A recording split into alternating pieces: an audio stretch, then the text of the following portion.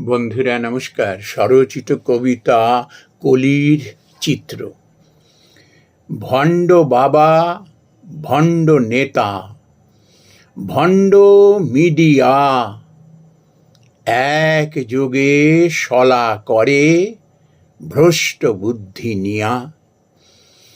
লাজ নাহি, বিবেক নাহি, নাহি দশার ভয়, দ্বিচারিক স্বভাব নিয়ে মিথ্যা শত কয়। শয়তানেরে সঙ্গ দেয়, সয় অনাচার, চেহারায় মানুষ হয়েও হুঁশ কই তার।